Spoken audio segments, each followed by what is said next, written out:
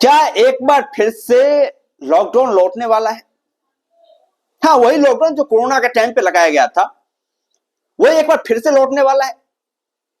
क्योंकि भाई इस टाइम पर जो आप लोगों ने उस टाइम पर देखी थी ना मारापीटी ऑक्सीजन के सिलेंडर के लिए, वही मारापीटी जो है अब गैस सिलेंडर के लिए चल रही है, एलपीजी गैस के लिए। इस समय पर जो देश की हालत हुई है ना भाई, आपको लंबी लंबी कतारें जो है मतलब दिखाई देने को मिल जाएगी एलपीजी बुकिंग के लिए। लोग जमाखोरी करने पर लगे हुए हैं और पूरी तरीके से वही वाला सिस्टम फैलाया जा रहा है जो सिस्टम उस टाइम पे कोरोना के टाइम पे जो है फैलाया गया था कि भाई ऑक्सीजन की कमी हो गई, हमारे देश में ऑक्सीजन नहीं है और लोग ऑक्सीजन की जमाखोरी करने के लिए 4-4 सिलेंडर 5-5 सिलेंडर जरूरत से ज्यादा जो है वो जमाखोरी करके रख रहे थे। उसका संकट क्यों आप सभी लोगों ने देखा। वही संकट अभी भी चल रही है एलपीजी के लिए। यहां पर जो रसूखदार लोग हैं वो अपने हिसाब से वैसा सिलेंडर पूर्ति करके रख रहे हैं अपने घर में। इसका इंपैक्ट जो गरीबों के ऊपर पड़ेगा, बहुत तगड़ा इंपैक्ट पड़ेगा, एक जबरदस्त इंपैक्ट पड़ता हुआ नजर आएगा।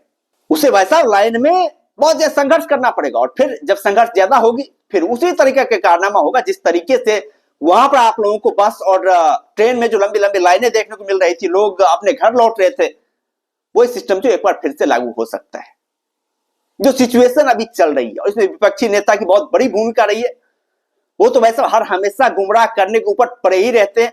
जब इस तरह की सिचुएशन आती है तो यही सोच रहे थे किस तरीके से सरकार को बदनाम किया जाए, किस तरीके से सरकार के खिलाफ जो है वो आवाजें उठाए जाए। अपने वोट के लिए जो है राजनीति में किसी तरह का कोई कोर कसर नहीं छोड़ना चाहिए। ये लोग इसी बात को लेकर के डटे रहते हैं, इसी बात का फायदा उठाते हैं और यहां पर उसी तरह की राजनीति जो है घटिया स्तर की राजनीति जो है की जा रही है। जबकि सरकार के द्वारा ये बातें कही जा रही है कि भाई गैस सिलेंडर की कोई आपूर्ति नहीं है, कोई मतलब कमी नहीं है, देश में पूरी तरीके से भरी पड़ी हुई है गैस सिलेंडर। और यहां पर जो है आप हतोत्साहित ना हो, आप पूरी तरीके से उत्साहित ना हो। यहां पर पूरी तरीके से है वैसा स्टॉक है सरकार के पास। ईरान से भी जो हमारे टैंक आ रहे हैं वो सुरक्षित आ रहे हैं हमारे देश। और हमारे जो आप यदि गैस की बात करें तो हमारे देश में 33% जो है वो मतलब एलपीजी गैस का उत्पादन होता है। बाद बाकी जो हम लोग विदेशी देशों के ऊपर डिपेंडेंट रहते हैं,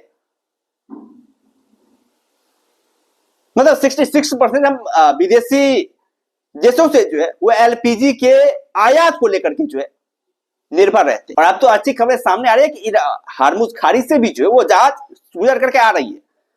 जो भारत के जहाज है वो सुरक्षित आ रहे हैं। इसको लेकर के ईरान ने भी जो है पूरी तरीके से भारत का समर्थन किया है। क्योंकि सभी को पता है भारत जो है ना एक बहुत ही बृहद आबादी वाली देश है और यहां पर यदि किसी चीज की किल्लत होती है तो भगदड़ वैसा बहुत ही बृहद पैमाने पर मस्ती है, बहुत ही ज्यादा कल्लो किल्लत जो है मतलब मस्ती है और उसका परिणाम जो होता है बहुत ही बुरा हो जाता है, बहुत ही तगड़ा परिणाम होता है। इससे बचने के लिए भाई यही करना चाहिए कि भाई लोगों को इतना ज्यादा हतोत्साहित नहीं होना चाहिए जिस तरीके से वहां पर लोग हतोत्साहित हुए थे ऑक्सीजन के सिलेंडर के लिए। भाई पूरी तरीके से लोग लाइन में लगे हुए थे और एक आदमी के घर में जो है 10-10 सिलेंडर 5-5 सिलेंडर पड़े हुए थे, मतलब बेफालतू के पड़े हुए थे। उसका इंपैक्ट क्या पड़ा, जिन लोगों को चाहिए था उचित जरूरत थी जिन लोगों उन लोगों को मिल नहीं रहा था और पूरी तरीके से जो उसका इंपैक्ट बहुत जबरदस्त तरीके से पड़ा। तो वही यहां पर भी किया जा रहा है, भड़का दिया गया पूरी तरीके से। और पूरी तरीके से लोग जो है जो हमारे औसतन खर्च जो है 50 लाख सिलेंडर पर डे में था वो 75 लाख बुकिंग पर डे तक पहुंच गया, मतलब 25 लाख एक्स्ट्रा पहुंच गया। लोग एक्स्ट्रा लेना चाह रहे हैं, एक्स्ट्रा लेकर के अपने घर में स्टोर करना चाह रहे हैं।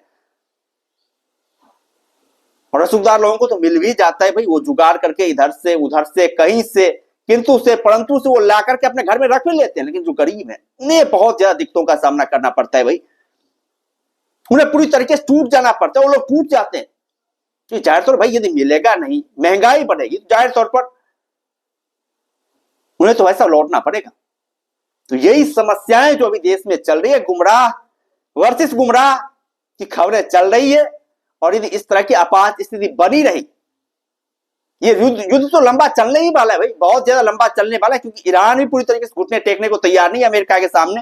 उन्होंने भी ईंट से ईंट बजा करके रखी है अमेरिका की। उन्होंने कहा है कि भाई साहब जब तक तेल जो है क्रूड ऑयल $200 पर बैरल ना हो जाए तब तक हम हार नहीं मानने वाले। हम पूरी तरीके से लड़ेंगे, पूरी तरीके से संघर्ष करेंगे, आपको नेस्तो नाबूद करके रख देंगे। और पीछे नहीं हटी, ईरान ने घुटने नहीं टेके। हर हमेशा वो खाड़ी देशों के ऊपर लगातार आघात कर रही है, तेल टैंकरों के ऊपर लगातार जो है प्रहार कर रही है, ताकि क्रूड ऑयल जो है उसके दाम में वृद्धि हो, पूरी दुनिया को इसका खामियाजा भुगतना पड़े, पूरी दुनिया अमेरिका के ऊपर प्रेशर बनाए कि वैसा तुमने ये क्या किया है। और बनाना भी चाहिए, क्योंकि ये एक वाहियात युद्ध है जिसका खामियाजा पूरे विश्व को जो मतलब झेलना पड़ रहा है। पूरे विश्व इसकी चपेट में पड़ चुका है। आर्थिक मंदी की हालात हो जाएगी। इस तरह की हालात चलती रही तो फिर से एक बार देश पूरी दुनिया में जो है आर्थिक मंदी आ जाएगी भाई, भूखमरी पैदा हो जाएगी। और अमेरिका ऐसा ही चाहता है, उसे चाहता है, वो चाहता है कि पूरी दुनिया जो है उसका गुलाम बना रहे, पूरी दुनिया जो है उसकी दादागिरी के आगे जो सरेंडर करती रहे। ये अमेरिका चाहता है, अपनी दादागिरी के अंदर जो है पूरी पूरी दुनिया को चपेट में ले रखा है। और ट्रंप तो जब से है वैसा ये एक अलग ही कारनामा जो है अपने फायदे के लिए, मतलब क्या ही करा रहा है। इस युद्ध का कोई मतलब था ही नहीं भाई,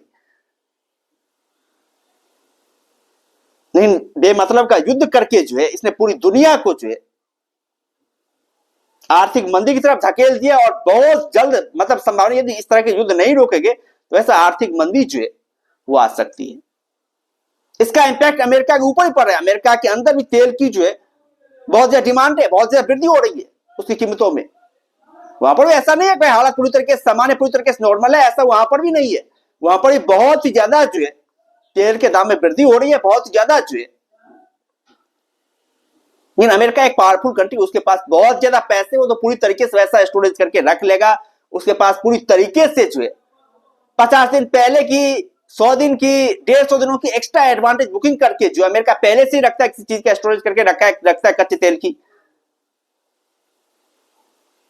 लेकिन जो गरीब देश है, जो छोटे देश है ना, जो पूरी तरीके से क्रूड ऑयल के ऊपर डिपेंडेंट है और मतलब दुनिया की हद से ज्यादा जो मतलब खाड़ी देश ही जो मतलब तेल की आपूर्ति करता है पूरी दुनिया में, यहां पर तेल का उत्पादन होता है, यहीं से पूरी दुनिया में जो क्रूड ऑयल जाती है। यदि यही देश विवादों में उलझे रहेंगे जाहिर तौर भाई बहुत ही मुश्किल होगा। एक बार जो क्रूड ऑयल का कुआं जहां से निकलता है ना, वहां से वो यदि बंद हो जाता है ना, तो उसे फिर स्टार्ट करने में एक महीने, 1.5 महीने लगते हैं। ऐसा नहीं तुरंत स्टार्ट हो जाता है। और बहुत सारे तेल के कुएं जो इस टाइम पे बंद हो रखे हैं, बंद हो गए इस युद्ध के चक्कर में। खैर, आप लोगों के क्या कहने, जो कारण, जो हालात चल रहे हैं अभी हमारे देश में, इस हालात को लेकर के आप लोगों का क्या कहना है? आप लोग क्या सोचते हैं इस गैस की किल्लतों को लेकर के, जो ये समस्या बनी हुई है? क्या इस तरह की राजनीति इस टाइम पे उचित है? आप लोग अपना राय जो कमेंट बॉक्स में दे सकते हो। और यदि चैनल पर नए हैं तो चैनल को जरूर सब्सक्राइब कर सकते हैं, ताकि आने वाले वीडियोस की लेटेस्ट नोटिफिकेशन जो आप लोगों तक पहुंचती रहे। बाकी हम लोग फिर मिलते हैं नए वीडियोस के साथ, दमदार कंटेंट के साथ। तब तक के लिए धन्यवाद।